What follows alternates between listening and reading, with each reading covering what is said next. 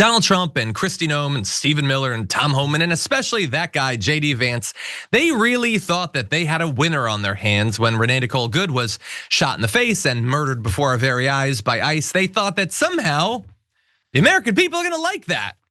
And that's cool, and we want our cities to be invaded, and we want our moms to be gunned down. And ever since it happened, I've been thinking a lot about it. I've been talking a lot about it. I went back on Twitter as a result of it because I had to believe that people don't actually want this. And everything I've seen on social media implies that only the most hardcore, insane MAGA people like this. But the entire time I've wondered, what do regular people think? And thank God, we have good news for you today, because the first big poll, at least that I've seen about this, is out and it's not close. YouGov shows more Americans say the force used by the ICE agent in Minneapolis was not justified than justified. 53% say it's not justified. Only 28% say that it's justified. I put an only in there. We could have a bit of debate about, should it be only? 28% is way too many people, right?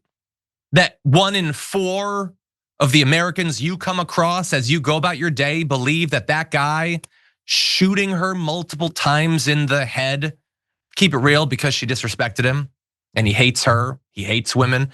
It's insane that 28% would agree with that, but that also represents not even all of MAGA. That represents something like the most core, most inherently, fundamentally, unalterably fascistic MAGA people that we've come to expect in polls like this.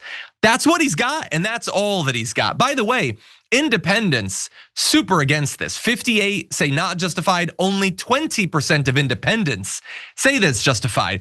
Just something to think about. Not for you to necessarily think about it, feel free if you want to, but something for JD Vance to think about, because he definitely did all of this because he thinks it's gonna benefit him in 2028.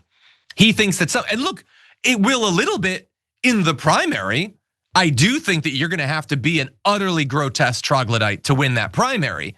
But that doesn't mean you're gonna win the election on this, and I hope that people remember. So, okay, they think it was unjustified, but what should be done about it? Obviously, last week, I was calling for far more than just an investigation into this guy, and people seem to be on my side on that. So 53% of Americans say the ICE agent should face criminal charges for shooting Renee Good in Minneapolis. Only 30% say that he shouldn't. So I guess something like 2% of Americans think that it was excessive force, but there should be no consequences. Think before you respond to polls. But anyway, almost overwhelmingly, almost 2 to 1, they say there should be consequences. Now, what should the consequences be? I don't know, I'm not a lawyer. He did murder her though, so I would say the charges should be for murder. That would be my guess. And again, independents, only 23% say that he shouldn't face criminal charges. The Republicans, long gone when it comes to that sort of thing. They don't want any consequences. The Republicans have demonstrated a lot in the last week, okay? And I'm not gonna run through all of it, but one thing is that they really do think you just submit to a man in uniform. No matter what he wants to do to you, you just submit. And if you don't submit, you deserve anything you get. It's, I think, grotesque, their utter subservience, but that's who they are. Now that's a personal thing. More importantly, what will be done, not just with that guy, with that monster, but with the monstrous organization of ICE? Well, this is an Economist YouGov poll, and I believe, I'm not sure, but I believe, I did more research than Elon Musk would have, but not nearly enough yet. I believe this is the first poll that shows more support for than against abolishing ICE. Obviously, abolishing ICE was a thing that, in prior years, there's been a lot of activism around. This has 46% approval for abolishing it, 43% opposition to abolishing it. Now, a 3-point plus, for that is not enough for me. I think it should be 60. I think it should be 70. I think it should be 80. It's not only purely designed to suppress our citizens at this point, it's also incredibly wasteful. You get rid of ICE and you can pay 2 times over for every American teen that wants to go to a 4-year public college. It's an absolutely massive waste of money. But look at that. That means that we're 1 year into the Trump administration, not even 1 year. They're gonna keep going with this. They're gonna keep inspiring people to land in this position. The activists try as they might, were not able to get to positive approval on abolishing ICE. But 1 year of Trump's mass deportations have, and they're gonna do more of it. They're gonna invade more cities, they're gonna brutalize more people, they're gonna kill more people, they're gonna shoot more moms in the face. And so tragically, horrifically, that number is gonna go up. And I hope that's one of the big things in the Democratic primary. Remains to be seen. But those numbers are moving fast. And as that's going on, we'll see if Republicans sort of realize that maybe this isn't the great PR thing for them that they think. As of right now, Donald Trump is still trying to make it work for him, saying, do the people of Minnesota really want to live in a community in which there are thousands of already convicted murderers, drug dealers, just lies, the same lies he's always told about every one of these areas that he's gone into. Not only is that not the case, ICE going there is not a solution to those problems. Says all the patriots of ICE want to do is remove them from your neighborhood. No, that's obviously not the only thing that the goons at ICE want to do. They want to lord it over people. They want to strut around Target in their camo and feel really tough, like it's Full Metal Jacket.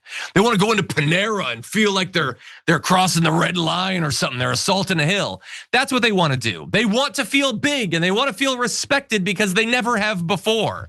And that's a problem to be solved by therapy. And I'm all for the government funding that therapy. I think that if you choose to leave ICE, you should be given a large stipend by the government for therapeutic services. I think that that's a compassionate thing to do. But as long as they stay in the program, they're our enemy. And the American people increasingly see it that way. So he says, blah, blah, blah, we removed a lot of people, blah, blah, blah, blah. And then he ends with this: fear not, great people of Minnesota, the day of reckoning and retribution is coming. Which I'm sure if I Googled it, it would be like the last line of a chapter from one of Hitler's books or whatever. I don't know. All these things are something KKK or something Nazi. But whatever it is, it's obviously a threat. And the people of Minnesota are super clear. They don't want you there. They don't want ICE there. And Trump doesn't care. Now, their leadership is trying to get them out of there. Minnesota, Illinois are suing to stop ICE from invading their states. We'll see. Sometimes these judicial decisions go the right way, sometimes they don't. And even when they do, the Trump administration generally doesn't seem to care. But good, they should sue. They should. By the way, I didn't mention Donald Trump we're gonna talk more about his big interview. He was asked about her dying.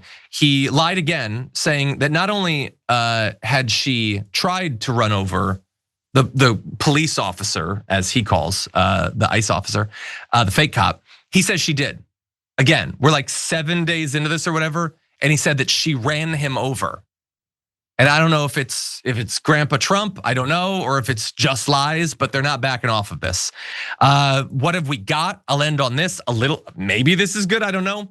4 of the leaders of the Justice Department's civil rights decision have resigned over the decision by the leadership there to not investigate this, which isn't technically true. The DOJ is investigating the shooting. They're investigating the victim and her past. They don't seem to care about Ross, but they do care about her. It's utterly grotesque.